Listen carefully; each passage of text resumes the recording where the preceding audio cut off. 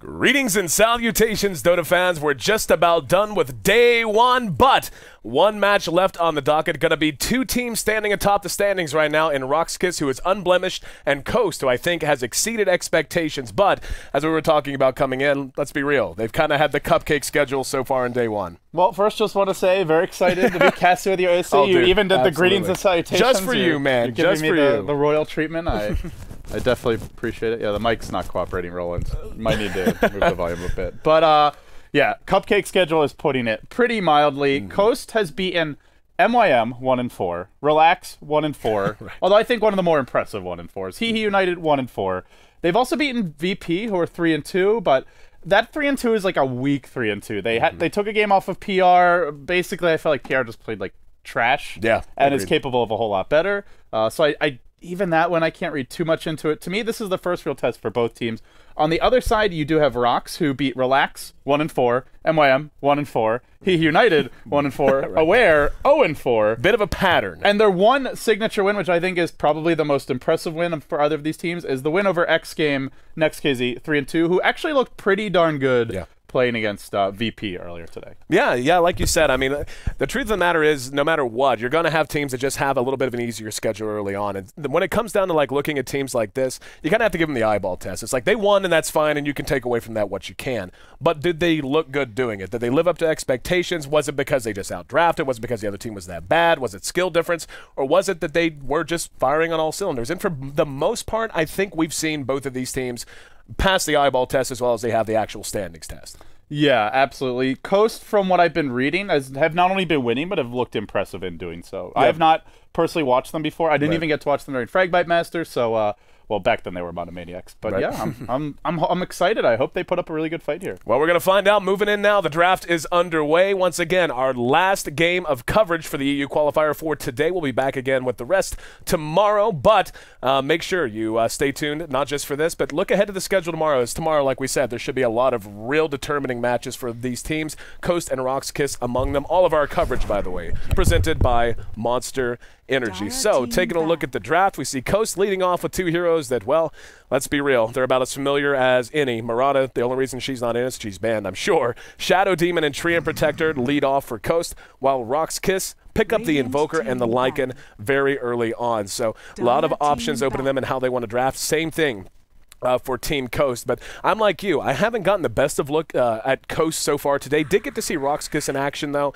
and we talked about it earlier during the pregame. Rox, they can be hit or miss. When they hit, they're as good as anyone you're likely to see, and I mean that including all of the teams that are even going to be direct invites to the International. It's just a matter of consistency. It's a matter of do they out-weird themselves to a certain point.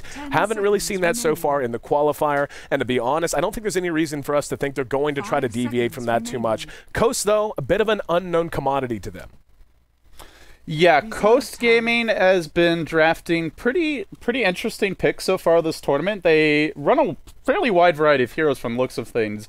Steph Style tends to play one of two heroes. It's either Tree or Enchantress. He's played either one of those every single game so far, and, well, they get the Tree for him very early on. In fact, they take it as the first overall pick. They followed up with Shadow Demon. We saw this combo a lot in the Southeast Asian qualifiers. We also saw it in China. Very strong level 1 if you get boots first on Tree. A hero like Lycan can be bullied out of lane, potentially first blood material. So too is the Invoker. So Rox, normally a team that likes to pick defensive supports. We see the Abaddon ban out. I like that ban a lot from Coast. It's something Goblak likes to run, and it does help you against these level 1 aggression tactics. So we'll see where Coast goes from here, but the one issue is they've revealed their supports early on, and this is where Rox.kis, they know there's likely to be some very early level 1 roaming, maybe some shenanigans, you know, heroes hiding in the side shop, things like what Zephyr was trying to do in the qualifiers.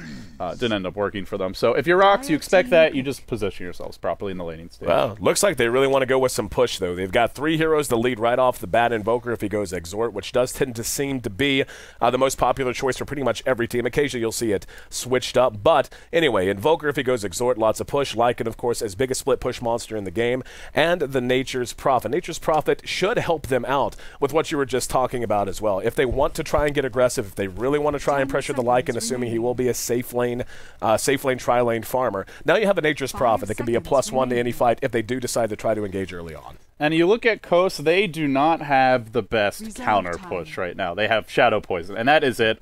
And you're looking at potentially 3 Necro 3 carriers, Invoker, Lycan, and Prophet, and Lord knows Rox.kis loves their Necro push cheese strats. I wouldn't be surprised if we see a Dazzle support. They probably want something that offers a bit of heal. Witch Doctor's another option, though. I think Dazzle's a little bit more versatile, but that's kind of a classic Rox.kis pick. It wasn't banned. They actually banned the Doom. I don't think they expected Rox to commit quite this heavily. The one good thing Coast have going for them is their laning stage is quite strong. But to me, Coast needs to do well in that laning stage. Timbersaw can crush a Nature's Prophet 1v1. So if they can get that matchup, that'll be good for them. And Treant Shadow Demon are very scary in the early levels. And Rox.kis, they don't have much mobility. There's no blinks here. There's no leap. So if a hero like Lycan, Prophet, or Invoker gets caught by that duo, they're probably dead. But if they dodge those early ganks, they get to the mid game. I worry for Coast. Yeah, I totally agree with you. There's really not too many teams in this qualifier field that's as good as at carving the map up as Rox.kis is if they're given us at least a solid Midland start, especially if they win their lanes, is where you really begin to see them shine. They do go ahead and grab the Bane. One will assume that'll be laned with the Lycan. Coast with the Dragon Knight pickup, yeah, it's pretty transparent on both sides, at least one would think for the most part. DK mid, Timbersaw in a solo lane, be it safe or long, depending on if they want to run aggressively. How do you feel about the option for Coast going aggressive right now? I mean, you see the Bane pick up. Something else that we see Rox.kis occasionally run is, well, they actually pick it fairly frequently, but in this situation, an Ancient Apparition, something kind of defensive.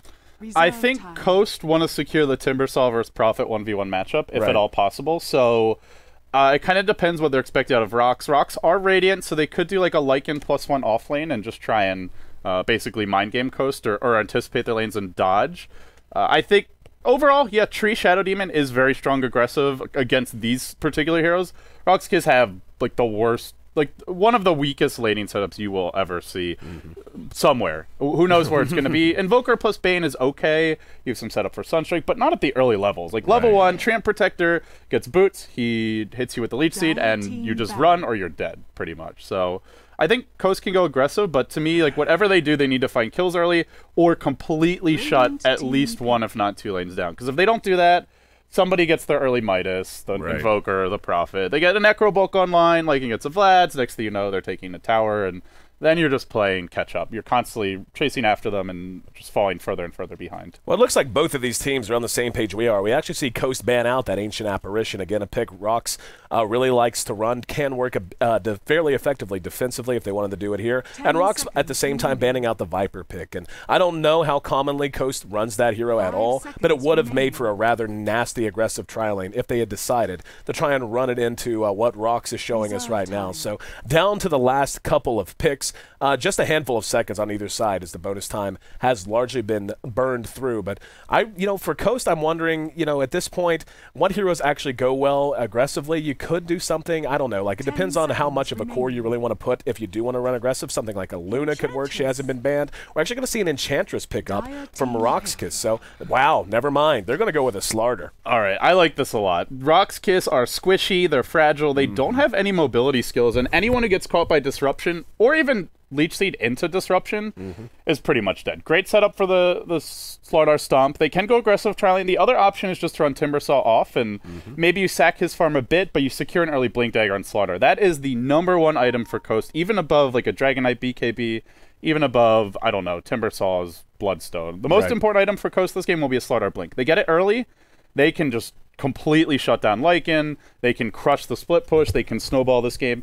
If the Slardar has a bad game, it's going to be very hard to slow down Rox.kis. So, to me, he's the most important hero out of all 10. Because, like, let's say Lycan gets shut down.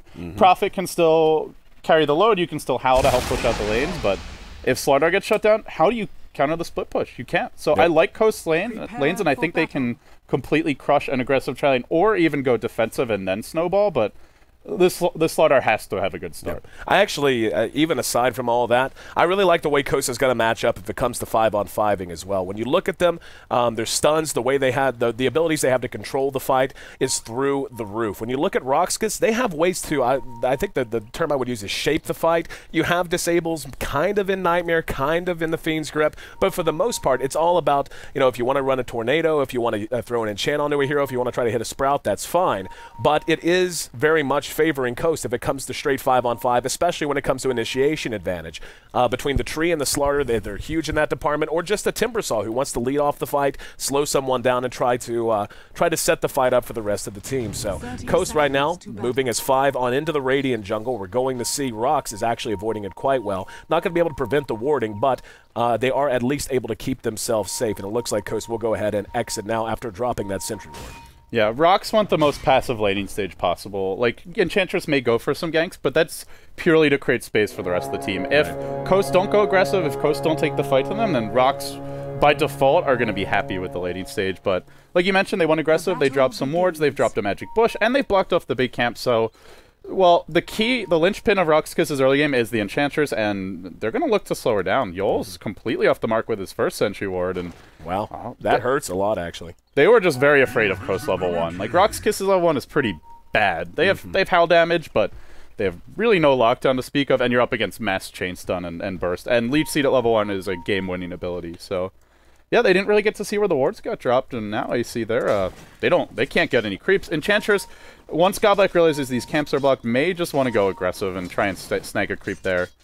As we will see Coast, they're going to commit to this aggressive chine, and they've got an invis on the tree.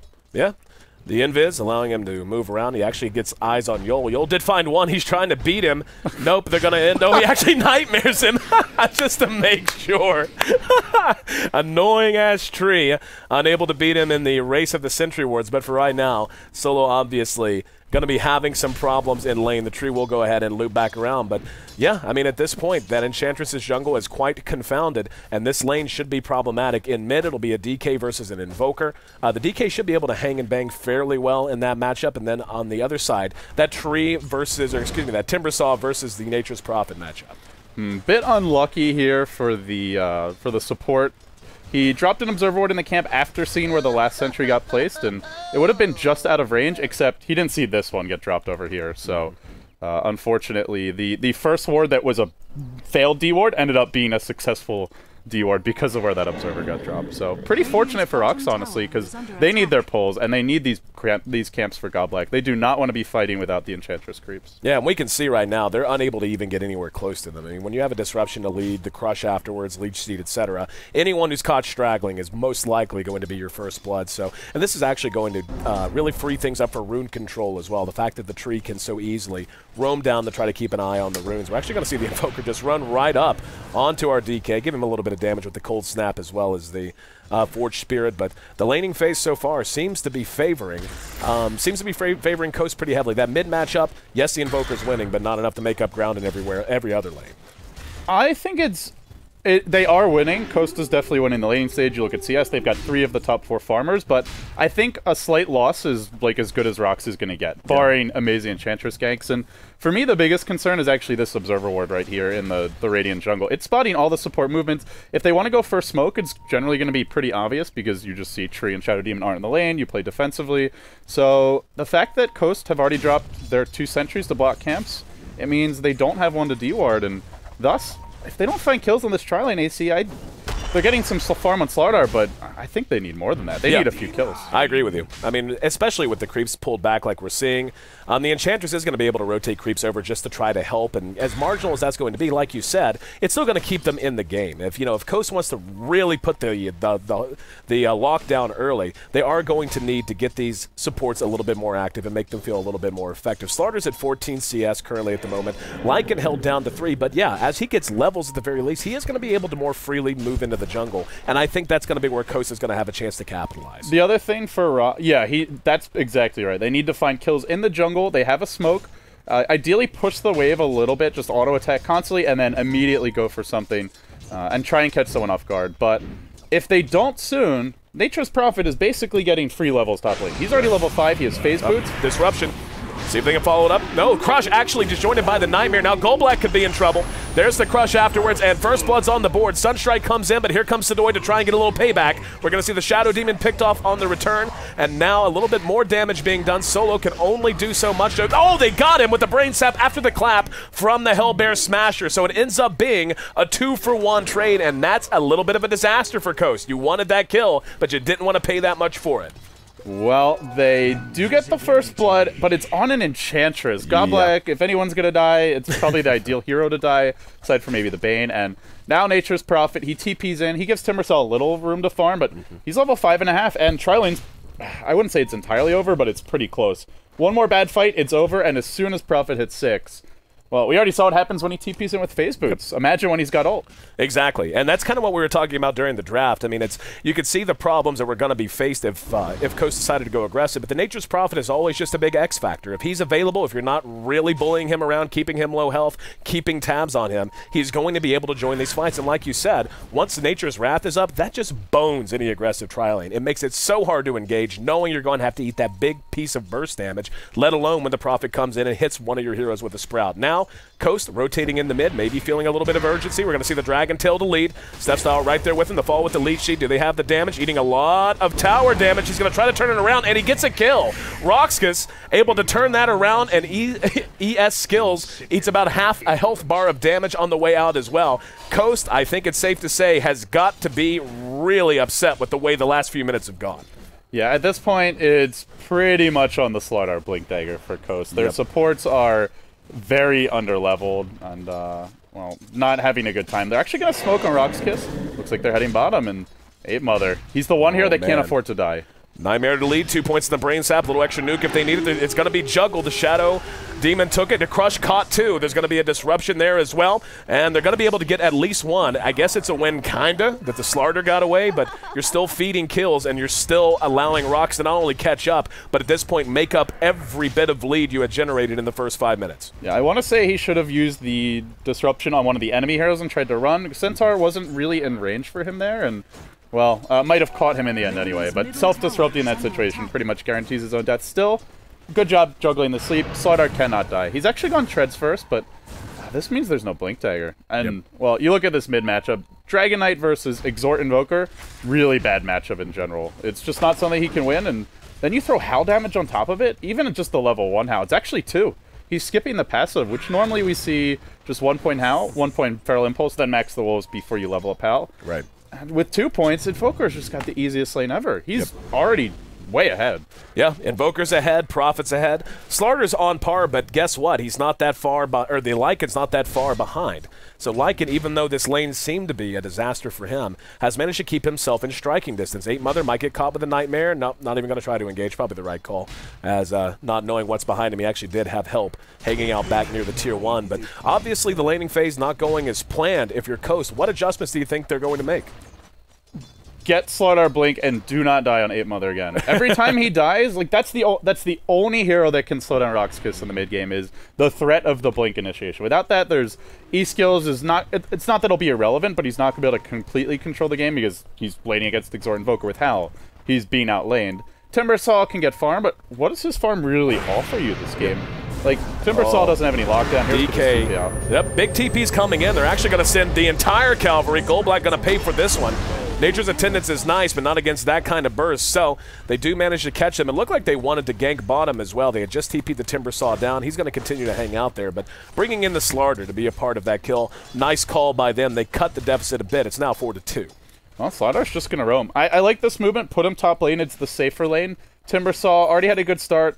Actually, I'd say a harder hero to kill with the Timber Chain and just being a bit tankier with reactive armor, and nothing's more important than the Blink. You could see Coast felt some urgency even after just giving up those first few kills because Tree just ganked mid immediately. Didn't work out. He fed to the tower, but I think the idea was right, which was you can't just sit in those lanes while Rox.kis running a triple Necrobook strat potentially in the mid game with very strong split push because they don't have a Storm. They don't have a great lineup to counter gank that. It's only Slardar who can do it. So. Bottom might have a dive. Looks like, yeah, he came in to try to do damage. Joel's there. Could have Nightmared him, I guess, not expecting any kind of help coming from elsewhere. But for the most part, Yol being able to catch up, get his levels a little bit more safely, that's going to be worth that lane as it stands. But yeah, I mean, Coast right now, they're certainly not out of it, but they're definitely not in the position I think they wanted to be at this stage of the game, given the way the lanes, in theory and on paper, should have worked out. The Invoker, with his Midas up now, he's going to become a bigger and bigger problem, and I think it's time for them to continue to move as much as they can, but once that Slardar gets to Blink, they have to put him to work. He has to be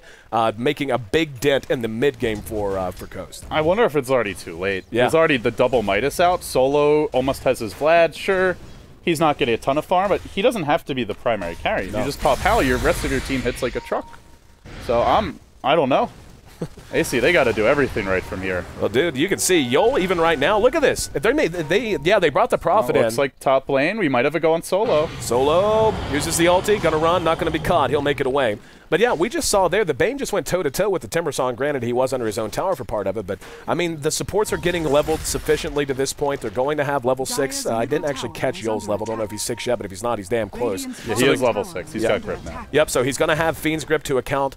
Mainly for the Timbersaw at this point. I feel like he's really the one hero that they can bank on for secure damage and not have to worry about giving up a lot of deaths. If they manage to catch him, Slarter doesn't have Blink, and the Dragon Knight, as we said, a little bit of a slow start, he's not going to be that impactful. So they're running out of options already in terms of how they can try to engage, and at some point, Rox is just going to hook up and decide to start killing towers. Yeah, or they can just spread the map. If they don't feel safe to 5-man into Coast, which they may not, they don't have the strongest team fight, you just put Invoker in one lane with Forge Spirits, a Necro Book there, Prophet can be in another, Lycan can be in a third, or if they feel it's not safe in one lane, somebody goes to the jungle. And let's say you kill one, it's like a, killing one of the Hydra heads. Another two just pop up in its place. Exactly. It's a concern for Coast. And this is assuming they get the Blink and make things happen with it. Right. Slardar blinks under a tower, he can be Fiend's Grip, he can be Slept, he can be Cold Snap, he can be Sprouted. There's a lot of ways to punish a Slardar diving, and it's where, like, that bad early start. Normally when you see Slardar successful, they get a few early kills, they get a fast blink, and the enemy team has some heroes that are behind, but nobody on Rox.kis is really that far behind. Godblack's already level 5, Yol's level 6, and here comes the grip. There's that grip onto the Timber. They're going to follow it up. Sunstrike on the mark. He's actually going to be disrupted. Nice play from our Shadow Demon. They're going to end up picking him off at the back of it anyway. Here comes the TPN. 2-man crush, gets 1 kill. Yol next on the list. He's getting helped out a bit, but look at the damage. Just from Impetus and just from Brain Sap. Goldblack helping clear house with Yol again with a lot of points into it. He's going to Nightmare now to save Goldblack some time, and behind that, Invoker manages actually to bring down a tower elsewhere. So yeah, this is what they're going to be able to do. We talked coming into the game about the kind of push potential they're going to have. They're going to be able to split push with Invoker and Lycan most notably. They're going to be able to be active, moving the Enchantress, moving the Nature's Prophet to where he's needed, and at this point, Coast really is running out of time. There's the Blink Dagger though. He has to get wins now. The time for things to just go break even has long come and gone. And given that Rox have double Midas, they are running this extremely strong split push lineup, and they're already ahead. They are ahead a lot. Like 7K gold, 3K experience.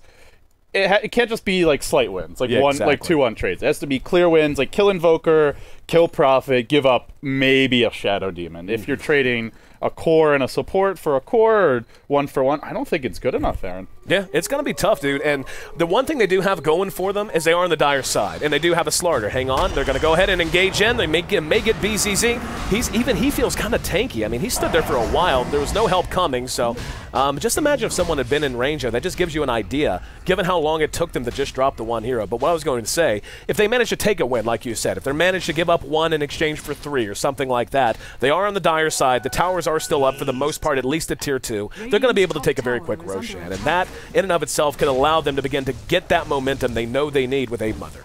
Yeah, that's exactly right. They need to take objectives, including Roche. The other thing is towers, which their push is pretty crap, but they at least have Dragon Knight. So potentially they can take the tier 1s, like this tier 1 mid would be huge. There is a glyph available.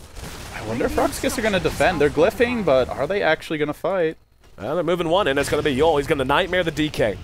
And the rest are just awaiting what they anticipate to be an initiation. No one's there, though. Here's going to be a Sunstrike. They are going to end up getting the tower. And now, yeah, they've got folks there. Here, 8-Mother came in, but here comes Solon. Lots of damage being done. Sadoy and Goldblack have to split. Sadoy could be in trouble, does end up picked off, but Goldblack doing good damage with the Impetus. Elsewhere, help is on the way. Here comes the Invoker. Let's see if they can turn around. Goldblack should end up dying and does. Nice overgrowth there, and this is that big win they've been looking for. They get the tower, they bring down 4, and let's see if they want to push through. They're right in the shadow of the tier 2, or they could fall back to Roshan. Looks like they're thinking buildings. Man, I think Rox are overestimating their ability to fight now. Agreed. I think they were in a very good shape up to that point. They are still technically ahead in net worth, but you do not want to be fighting 5v5 against Coast right now. There's no Lycan BKB. It's only a Necro 1 on the Invoker. Prophet has just a Staff of Wizardry and a Midas. Just split push. Yep. Stall, turtle a bit. You can use the Prophet ult to slow things down. So use the Wolves to draw the creeps off the tower, or even Treants, Enchantress creeps. You do not need to commit 5 heroes, and they committed them 1 at a time. Yep. So I think very questionable for Rox.kis. Normally, this is like a bread and butter draft for them, running multiple Necrobook carriers, running a very heavy split push lineup. I'm honestly surprised that they make those kind of mistakes, but well, good play by Coast as well. Yeah. Really nice initiation by Solon, hitting 2-3 heroes with Timber Chain, Chakram. He's played this hero a few times before in the qualifiers, and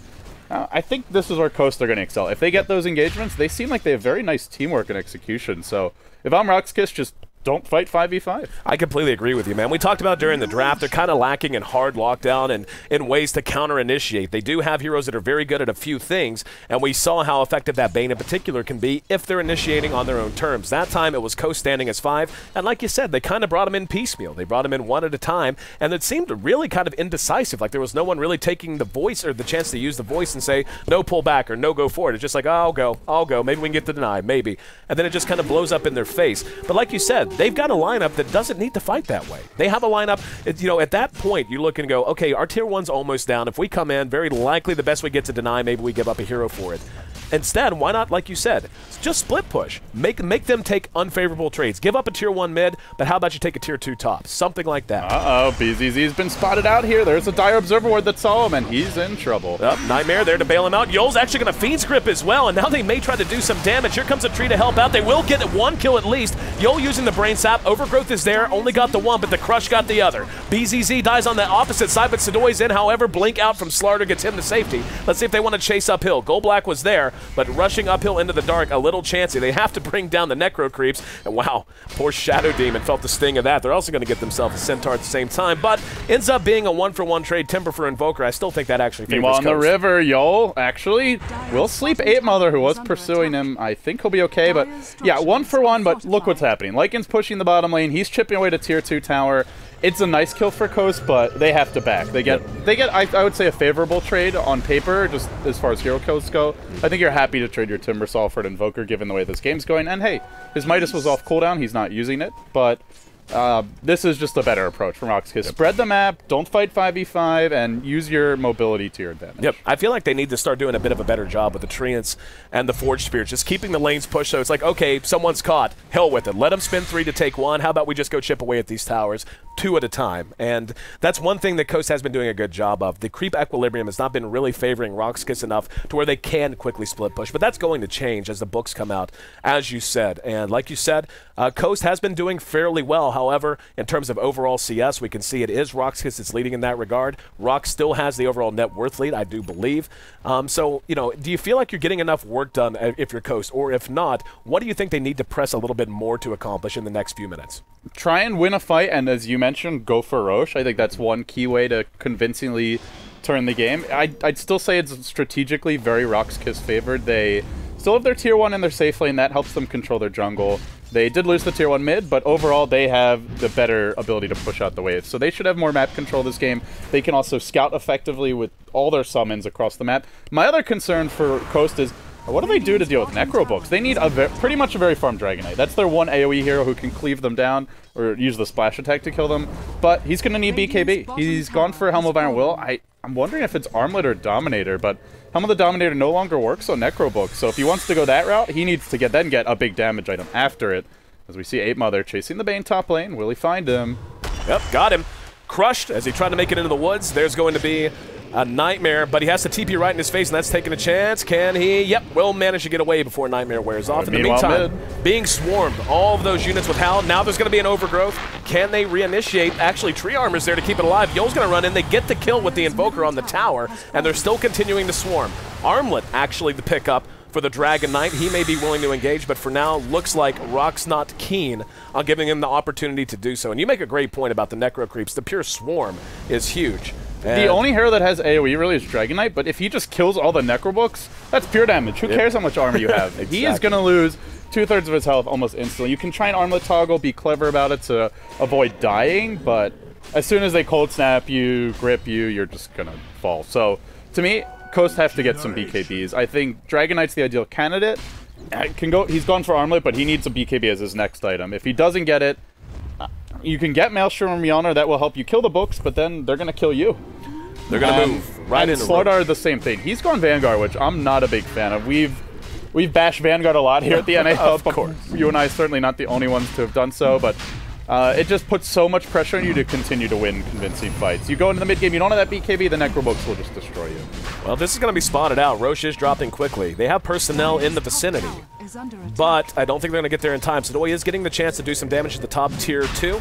And here they come. They're going to move in. They have a chance to get there. And yeah, they're going to force them out. They're all such low health. Slardar does get the Aegis, but loses it very quickly. Now they might be able to turn it around completely, as we're going to see the Dragon Knight next on the list. Golblack ate a lot of damage there, but still able to survive. Slardar managed to bounce back and make it to the high ground after his respawn off the Aegis as well. Looks like Solo not willing to go now. That's going to be, what, 2 or 3 book 3s that are done right now for Rox?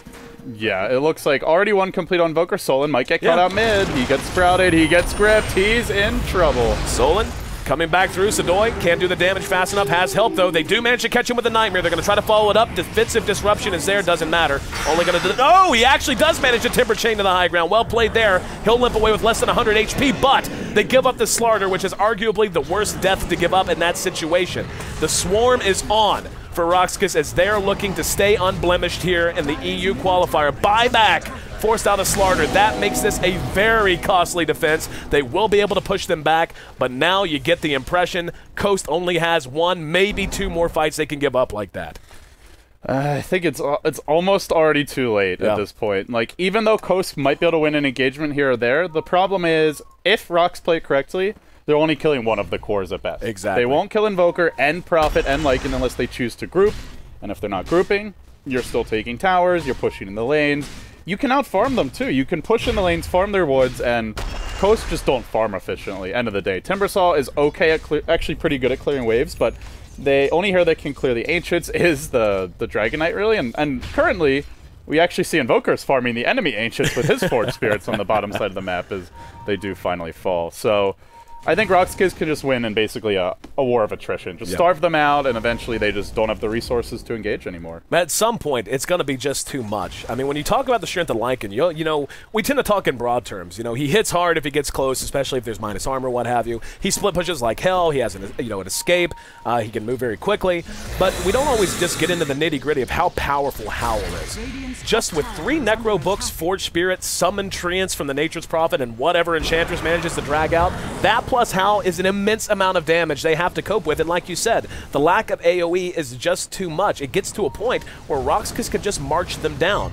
But looks like Coast is aware of that. They're taking the fight right to them. This is going to be a very important fight. They're going to come out on them now. TP's coming in. Crush is there on the Golblack, but the Nightmare is there as well. They're going to be able to... No! Mech is off. Yo, in the meantime, no, here comes the Rock on top of them. They're going to follow this up, and Coast may have run out of time. They've given up 2 already. They're likely to give up more. Solo disrupted to buy some time. Golblack right behind him. Not going to have any kind of a stun. Not going to have the damage. Sunstrike shot. Didn't see if it did hit anything. Oh, just barely missed Sol, and he tries to Timber Chain out, but he's walked right into Enchantress, and down he goes. This is basically checkmate, I want to say. They have no way to clear the Necro books. They can't take team fights now, and that was with a pretty good... They were fighting under the enemy tier 1, but the grip was almost immediately canceled, and it just doesn't matter. They just get overrun by, like you said, Howl damage. Howl damage on Wolves, on Prophet Trees, on your Forge Spirits, your Necro minions. They do have 3 Necro 3s at this point. Yep. If you're going to give away a triple Necro book draft, you need someone who can either need to win all the lanes so they can't farm them, or you need to have something that can just clear the books. Like a very stacked Luna, potentially a very stacked Gyro. I think the best hero to clear books is actually Ember Spirit, because he's invulnerable when he's Sleight of Fisting, so you don't need to build a BKB. But if you don't have that and you let them get the triple Necros, then... well, you better just turtle in your base, because you are not winning fights outside of it. Well, not just the triple Necros, too. They also gave up 2 Midases before them. They may catch Solo here, though. He's going to be hit with the Crush and see if they got the lockdown. They should, and yeah, they do. So, nice kill there for them. He's off the board for 50 seconds. That'll at least buy them some time to try to farm their way back into the game. Let's talk desperation and what they can do to get things back on track. Let's put you in the captain's chair, LD. What are you telling your team if you're Coast? What's the plan looking ahead to 30 minutes? Take careful fights near the base. If you go for ganks, make sure you know where the opponents are, because you're not going to win a 5v5, and farm BKBs. They need a BKB on 8 Mother. They need a BKB... Oh, Sunstrike looking for Free Elite. Just the Wolves are almost killing him off. This is... Oh, he almost... Oh, God! Almost dead. Yes, to disrupt himself, and no one was on that side of the map. Like, look at where their heroes are. Yul's farming mid, the rest of the team's at the base. Yep. Lycan's dead. Yeah, Lycan's dead. Just his wolves and the rest of his team on the other side of the map almost bring him down. That's the kind of game it's been for Coast. I kind of think they need to farm the BKBs, but at the same time, if they try to turn this into any kind of a farming war, even for a basic item like that, you get BKBs. Lycan will have his BKB, Invoker will probably have his next big item after the Boots of Travel, so you're talking about something potentially like a Scythe of Vice, which you just drop before they get it off, before they pop the BKB, win the fight there. He could go for, I don't know, pretty much anything. Eul Scepter to set up his combo, just isolate the Shadow Demon so you can focus somebody down. But without BKBs, they just can't kill the Necrobook, so I think basically play defensively, farm your BKBs, and wait for Rox.kis mistakes. You try to get aggressive, it's just played into their hands, and they're going to have buybacks most likely. Prophet's got a buyback, Invoker has one currently. In fact, everyone except for Bane on the Radiant team has buybacks. When they're this good at farming with this many Midases, you dive towers against them, they will, even if they lose the initial fight, they'll just buy back and win anyway. Yeah, it begins to feel like a desperation moment. Ben Solo's actually on Solon at bottom. He should be able to Timber Chain away, but Crush there to follow it up. Solo may have overextended himself and might go back down as quickly as he came back up, trying to make a run for it, summons the Wolves, and they're going to just look at the mana burn. Hey, yeah. Mother didn't have a Crush left after that mana burn. It's insane. Just a pure swarm, and yeah, they're just going to be able to run them over with nothing but creeps at one point or another, and that's kind of the thing. Like, take a Roshan and try to make something happen. The two Midases make it so you can't possibly farm your way back in. And Slardr's got, this is the other reason that you need BKBs, so you don't just get mana burn once and lose. You have no mana to Crush. Like, what do you do? I thought he was going to chase. Blink Dagger doesn't cost mana. All right, you just need mana for a Crush, but he didn't even have that. Yep. That's good micro by Solo. He did block himself a tiny bit with his Wolves, but getting that mana burn off was very important to keep him alive. So, and I think if you're Rox.kis right now, you basically just, if it goes longer, just farm a BKB on Eul, you can get a Hex on the Invoker, and yeah, they don't have a very good teamfight lineup, but you get BKBs on some of your cores, like maybe Sidoi gets one after a Hex, and on the Bane, and you have initiation from items. Mm-hmm. So oh, exactly. There comes a point where they can buy teamfight, basically. Exactly. Is what I'm saying. Yeah, they can buy teamfight, and they can buy survivability where teamfight doesn't even matter. You just say, okay, you caught it 5 us with an overgrowth. Woo! Where's your damage? What are you gonna do? And it's kind of feeling that way. And Coast, like, they're managing to keep the lanes pushed out a bit and buy themselves time.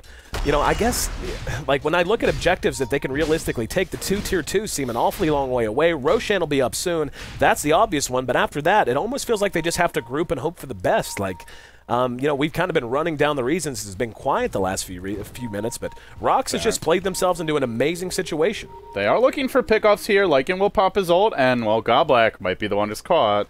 Goblak gets hit with the amp, but no. Looks like top lane they're going to go, and Eul's gone with the Fiend's Grip, and here they go. Disruption's there. Here comes the Crush. You also get in the Overgrowth. Nope, there's the Crush. Overgrowth led. Now Eul brought down, and the Invoker just going to go ahead and bail. So for the most part, Coast is reacting well enough to keep Rox.kis from pushing their advantage effectively.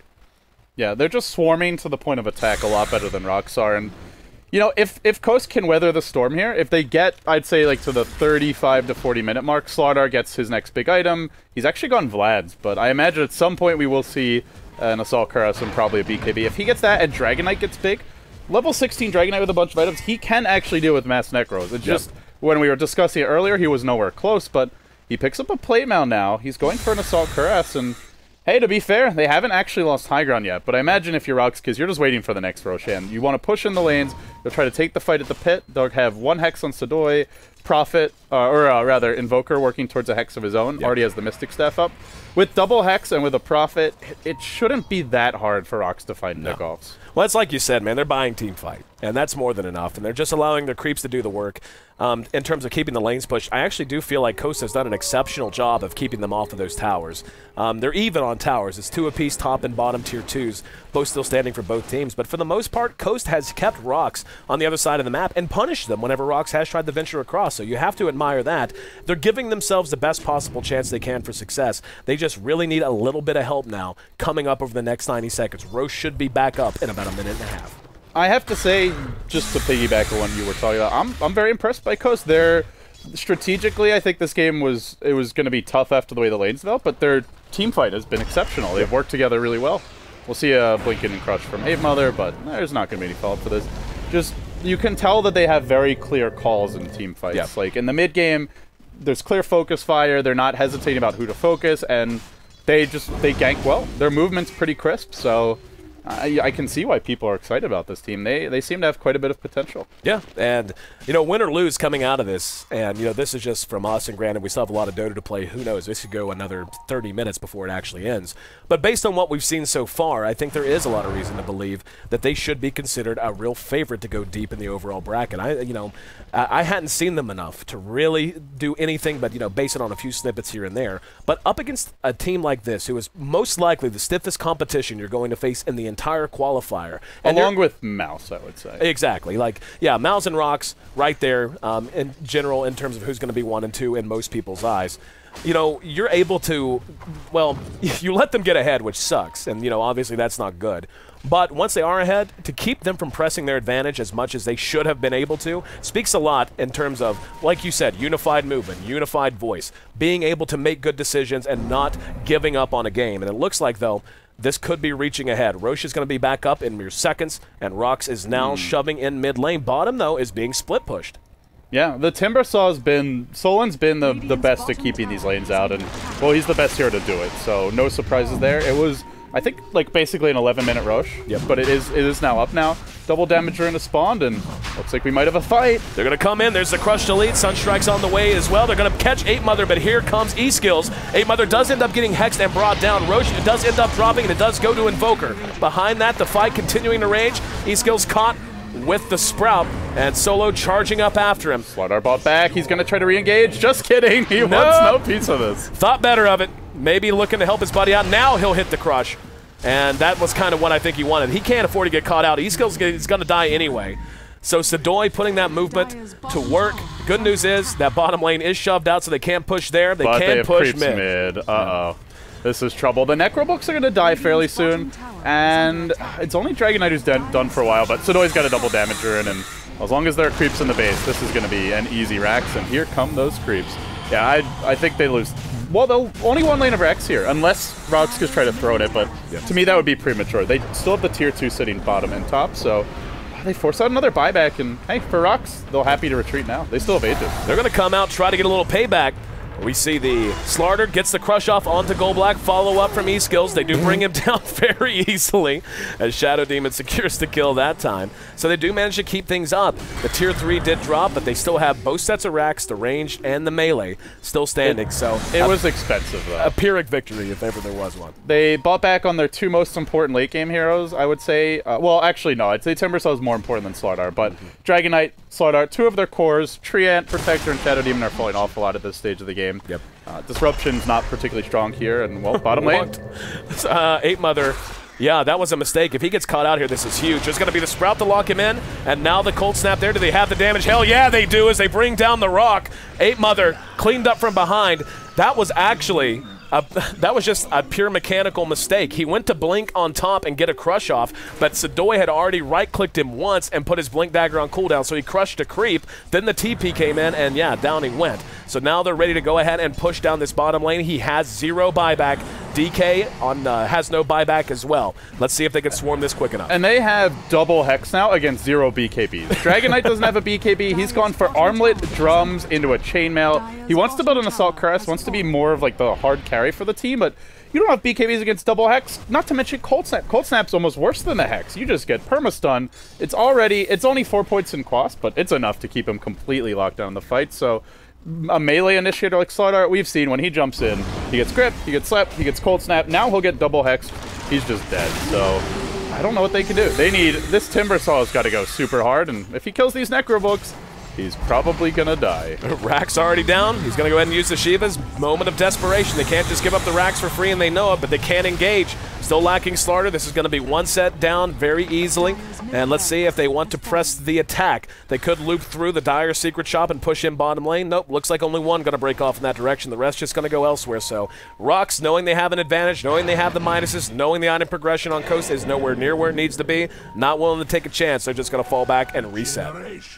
Casual second Mystic Staff on our Prophet. I guess we're gonna see a Shiva's Guard from him, which is a fairly uncommon item choice, but yeah, Shiva's Guard for him and Assault Caress coming for Solo. Well, as though the Necrobooks didn't hit hard enough, Aaron, now they have the minus armor aura, they have additional plus armor, against an armlet Dragonite, so someone who's gearing up to be more of a right-click damage dealer. Nobody's squishy. Enchantress has Mech and Drum. She's and a point booster. She's sitting at 1400 HP. Your Lycan's sitting around 2000. Invoker's at 1700, and he's got Aegis. And Prophet has Shiva's Guard, so he's got 25 armor. This Dragonite's gonna hit like a wet kitten. Yeah.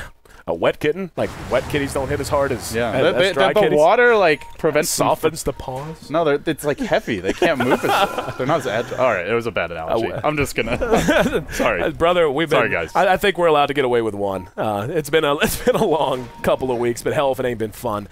But we'll go with a kitty with arthritis. Hits like a kitty with arthritis. Just to make everyone super sad. What kind of a cat has arthritis? What kind of a kitten has arthritis? I just got the face palm from Conrad. That's what I was going for. I think you just one-up me there. Well, it was close anyway. I mean, if he's got arthritis, his little joints hurt. He can't. You get the idea. Is that your way of like showing mercy on me by making even worse analogies? Dude, or even ultimate wingman. Those who have been watching on the couch stream will get that. There's going to be a Hex on the E skills. They're going to try to follow it up. Force Staff gets him back. Nice crush. Let's see if they can get something out of this. There's the overgrowth as well. Timber is right there. Here comes the rock, though. They just don't have the damage. Everyone on Rox.kis too tanky. The creep's doing as much damage as the heroes at this point. Solon caught with the Nightmare behind that. 8 Mother still chopping wood. Gold Black might go down behind it. Lycan in the meantime gets the tower. Suicide from that Timber Saw. So they do manage to get something, but not nearly enough. As Rox.kis is still up and standing, they're all hurting, they're all bloody, and they're ready to push and try to secure a victory now. They still have Aegis. The Hexes will cool down in about 15 seconds here. It's a bit risky to force this. With no Enchantress, the Necrobooks on cooldown, I would like to see them back, and they'll actually disconnect on BZZ. Not the best timing for it, as 8 Mother has just blinked in on him. Ooh. That sucks. So and no Hex here, no Cold Snap Invoked. I think he might go down. Well, there is a little... Okay, there's a little backup from Lycan. Yoel's here with the Force Staff, and he's got Aegis. He'll probably be okay. Yeah, it's only a tree there, so he should be fine. Yep, tree doesn't have much. He may have Leech Seed, but nothing to worry about. He's got a Blink Dagger, Arcane Boots, and Leech Seed, so yeah. Not going to do too much. And this Slardar isn't scary. He's got a Vanguard and a Vlad's. Yep. I'm a little surprised Coast haven't gotten a single BKB. Maybe you skip it on one of these heroes, but skipping it on all 3 cores, the Necrobooks have... what they've done is they've tried not to kill them, basically. Or when they kill them, it's like Dragonite will try to kill one, Timbersaw will try to kill another, but then you're just not killing them quickly enough. Right. You need someone to just go boom and just try and blow them all up. If Howl wasn't there, maybe that's viable. Howl's just too much damage. It's too much bonus damage across the board. That fight in the Roche pit, the Slardar blinked in, he got like a crush on a bunch of creeps, and he just got right-clicked down by Necrobooks. Exactly. Those things are so ridiculous. We saw a Shadow Demon in his own jungle, near his own tier 3, relatively near, he was in the heart of his own jungle.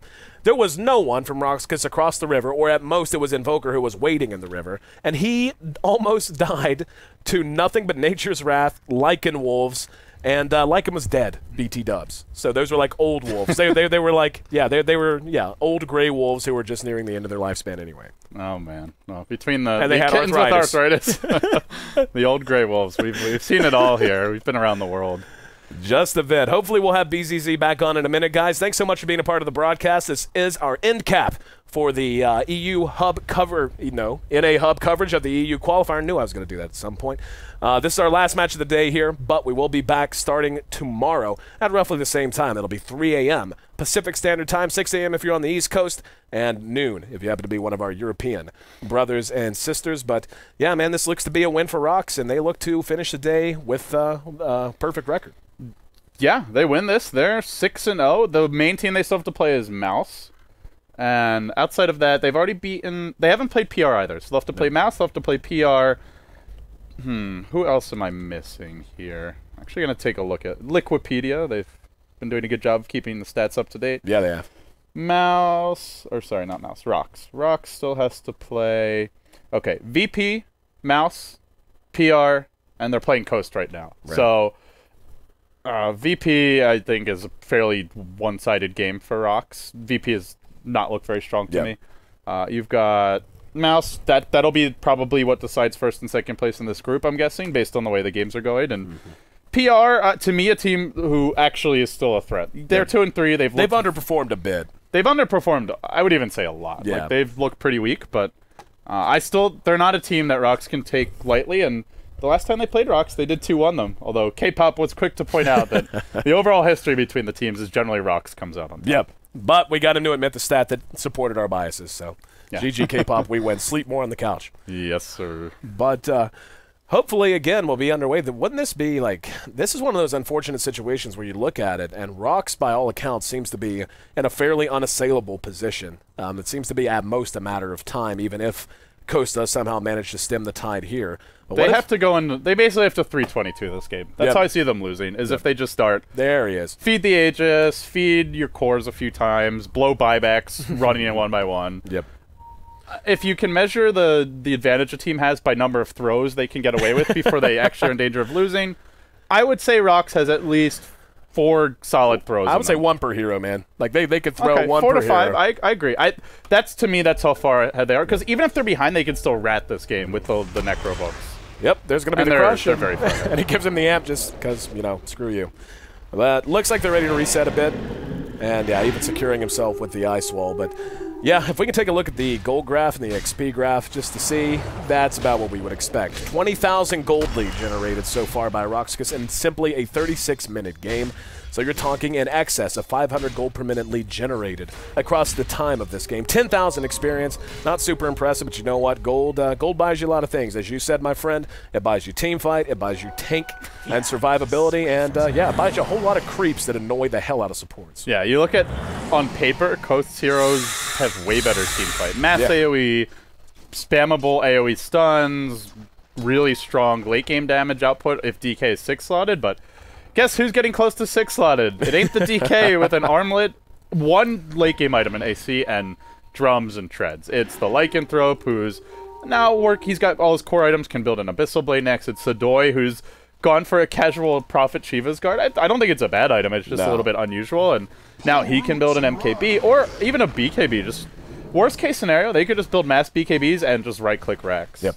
Whenever you start talking about advantages teams have, whenever you're at a stage like this and you're talking about how Coast doesn't have a BKB, but Rox.kis is building luxury items like a Shiva's on a Prophet, I think that kind of puts things into context. And yeah, they're just building for desire right now. Like, wow, they're actually going to manage to catch out Solon at bottom. Here comes the Rock as well. 8 Mother tries to help out, got the crush out, but Solon just going to die before there can be any counter initiation. Tree has to blink away, and now the chase is on. There's going to be the tornado, catches most. 8 Mother doing what he can to just try to buy himself a little bit of time. Can't get out, can't make his way out. He's going to be cornered into the trees, and he's going to be disrupted, but he'll die when he does come out. He's surrounded by nothing but creeps. However, Rox is going to give up a little bit behind that as well. 2 are down, buyback immediately out of the Invoker. He may be wanting to come right back in. The ult gets off the Nightmare. That'll catch Solon, who's back up off his own buyback, and E-Skills now being pursued out. The rest are just simply making a run for the Fountain. Solo's ult should be expiring soon, but Solon, unfortunately, if he goes down, he's down for the count. There's going to be the Shivas. That's going to catch all 4. They're all slow. They're all low. Let's see how many they can pile up. Sunstrike on the mark. Not enough to bring him down, but the auto attack is. That's a gem on the ground. Solon, Steph style, making a run for it. There's a cold snap. ES Skills in trouble. Sprouted down, brought down. DK down. Shadow. No buybacks. This is going to be it. Yep, Shadow Demon down as well. And they're going to fight to the bitter end, and why wouldn't you? Solo. Ada Crush, there's another Sprout. That's going to be a triple kill for BZZ as he's just piling them up. Glyph's going to be deployed. It could be the last time this game. And like you said, no buybacks, man. Anticipate the GGs any minute now. Hang on. Not done yet. 8 Mother comes back in. Charge of the Fallen as they want to try to take a few with him. 8 Mother drops. That's 4 down, and Solon once again hexed out. He's going to re-engage. Doesn't even try to run. Knows this is his last stand. Down he goes. That's a full 5-man wipe. And one would imagine that's a win for Rox.kis. There it is, GG. Coast, even in defeat here, I feel like strategically, once they lost the laning stage, they were in a hugely disadvantaged position. But I think given the disadvantage, their teamwork and execution was pretty solid. So if they can either draft a little better or just, to me, this was a very, very dangerous draft. You have to win your lanes. You have to do it convincingly. Against a strong, experienced team like Rox.kis, you don't want to be in that position. You want to draft a little more balanced, go for something. Maybe if they had like an Ember Spirit, they could deal with the Necro Books, turtle the game out a bit. They did run Ember Spirit earlier this tournament for, who was playing it? I forget offhand. BZZ. Or no. See, you're talking Coast. Yeah, I think I saw it earlier, but I didn't write it What? down. Maybe it was East Coast. Either way, like if they drafted a slightly more balanced draft, they could go late, had more options to win. I think they could have actually taken the game. But the way they drafted pigeonholed them into winning the laning stage. And once they didn't do that, the game was, if not over, very difficult to win. Well, imagine if they had done something like maybe even a Luna in their tri-lane. You know, yes, it's not going to be quite as aggressive. You're not going to. They didn't get kills anyways. The issue, like we didn't really see them execute effectively there. So instead, like you said, give yourself some late game potential. If she gets any kind of items, she can clear those creeps. Now you've got split push of your own and so on. But that's all Monday morning quarterbacking, man. And Rox finishes up today with an unblemished record. Coast takes only their second loss of the entire tournament so far, continuing to look very, very good. But yeah, they ran into stiff competition. Greg, my friend. Got some reports from upstairs. What's that? Maus won handily, unsurprisingly. All right. And at the end, they had 5 blade mails, so that was pretty enjoyable. All right. to watch. Against the Tinker? Or? Against Tinker and Jakiro. Ooh. So they would just all stand in the macro pyre at the end of the game. But I have to say, watching that end of that game, Coast, they seemed pretty impressive strategically. They did. Mechanically, I think they still have some issues in lane. Even the games that we saw them win, they played okay in lane. So you're saying the opposite. You think that their strategy is not good, but no. I think so you think their strategy is good, but their mechanics are bad. Yeah. I think execution. I think is better than in the mechanics. early laning phase seems to be their laning phase isn't the best, maybe, but that was a tough laning phase for them, mainly because of the way the warding worked out. Like Rox.kis had vision of their supports, at least in the game we cast, and they couldn't really roam. Like Shadow Demon and Tree try to smoke, and they have a ward near your lane. They're gonna know if you're missing, and they just play defensively. Yep.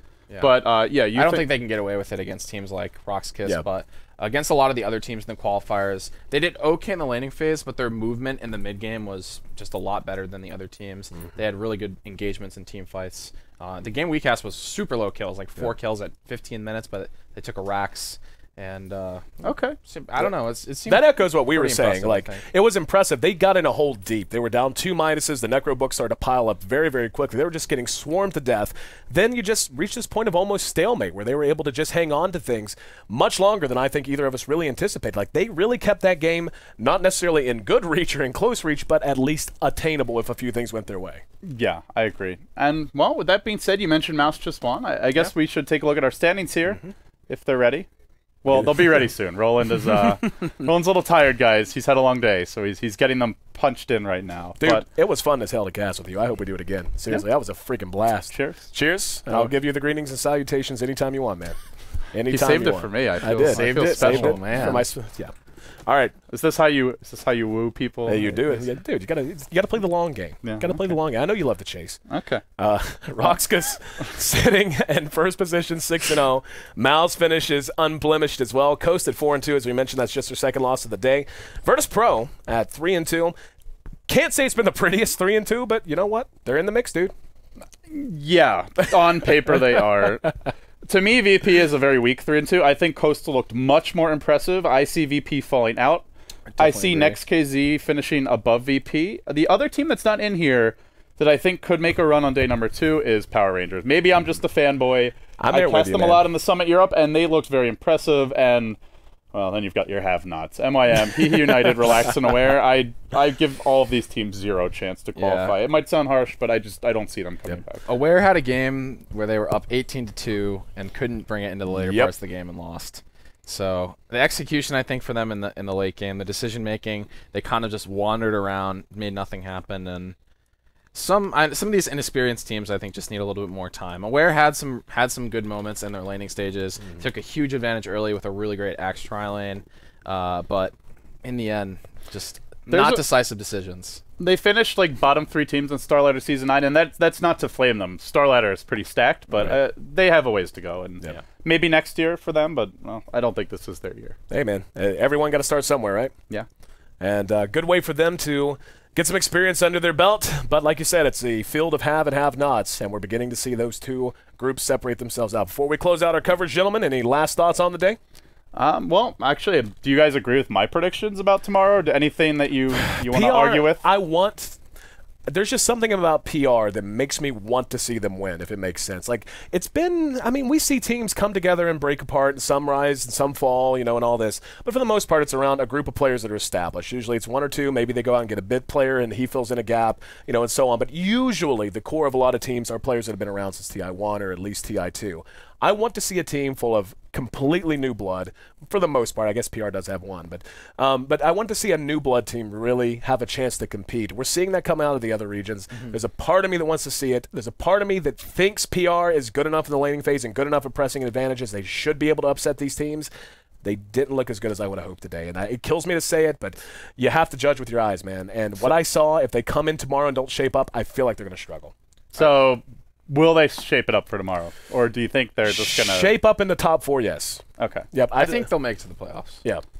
I think my top 4 are Mouse, Rox.kis, Coast, and PR from the games that I saw today. Virtus Pro, I definitely agree. They had some. They're actually 4-2. Apparently, they won their latest match, so they are 4-2, tied with Coast. Wow. Let's see. I don't think Coast has played them yet. Oh no, they did. They beat them. So I believe rather convincingly as well, from what I was reading. I didn't actually watch the game. Every time I watch them, it seems like they just barely win. It's like really shaky. So Rox, Mouse, Coast.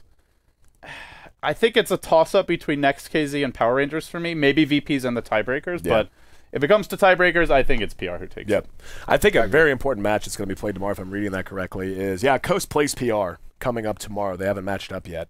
That could end up being an extremely important match for the overall complexion of things. And, you know, it's weird. You have, you know, we're playing so many games, so many teams involved, but it always happens. There's just 1 or 2 games that end up influencing not just 2 teams, but every other team. But, yeah, I agree with you. Like, Virtus Pro, you don't want to count them out, but they just, even when they won, they didn't look very good doing it, you know? No, and I went to Star Ladder, I heard the rumblings. It's no big secret that this team has internal issues. They have internal conflicts. They have internal conflicts. They almost disbanded, to be quite frank about it. I don't think this is news to anyone who's been following the CIS scene, and frankly, I'm kind of surprised they stuck together. But I guess TI's coming. It's your last great shot to qualify, and you can't count them out. They do, like Cinderin mentioned earlier today, they do have a lot of veteran players. They have a lot of talent. Illidan has looked really good in the past on the carry role. He's looked rather shaky lately, but they still have a shot. I personally don't believe in the team. And, well, I don't think they believe in themselves. Yeah, that's the issue. That's really the best way to put it. There was the one game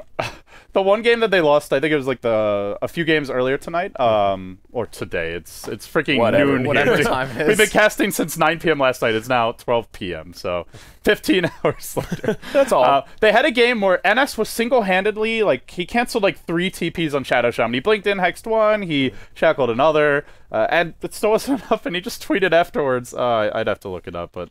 Oh, sorry, it wasn't Illidan, it was NS. But yeah, just the way that the tweet, he posted some funny meme, and I just felt like it's like, this guy feels like he has to win games alone. Yep. Yeah, I mean, this is really the crucible for teams like this. You know, little problems become big problems real quickly. Big, little mistakes get blown out of proportion. You start to get in a mood where you're playing by yourself. And this tweet is hilarious.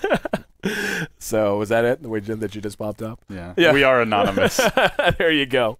Anonymous Shadow Shaman play. Yep. But quietly trying to turn the game, but not able to do it. Well, I look forward to tomorrow, man, and I think we could all use a good night's sleep. Any last thoughts on the way out the door, Greg? Not for it. I'm not really. I'm really looking forward to tomorrow. I want to see if Power Rangers step it up. I think if they definitely can. Their play today, they have sometimes some weird drafts, some weird laning executions, but some potential in that team, especially since the addition of Scandal, to really make things happen. All right, guys. On behalf of myself, the entire North American Hub, and of course LD and Greg, thank you so much for being a part of our coverage today, all of which was presented by Monster Energy. Again, we're back tomorrow to continue the EU qualifiers. Actually, before I finish that, tomorrow, whatever. We're back at some point after the sun sets. When does the Mars TV coverage start? I don't know that. Begins in 9 hours. Okay. And we'll go for the next, I don't know, 11. There you go. Something like that. So make sure that you tune in for that 9 hours from now, be on the summit, carrying the coverage for that. And then, of course, our North American Hub coverage of the European qualifiers resumes at 3 a.m. Pacific Standard Time, 6 a.m. if you're on the East Coast, and that'll be noon for our European brothers and sisters. Just a quick note, I think the tiebreakers are still going on. So Jesus. Wow. Yeah, head over to Beyond the Summit, too, if you want to watch these. It's currently 3 a.m. in China. Jeez. And they're starting at noon tomorrow, so... late night. But yeah, tiebreakers are still ongoing. DK versus IG playing now, and yeah, be on the summit too. Rip our casters. See you tomorrow, guys. Thanks so much. Take care.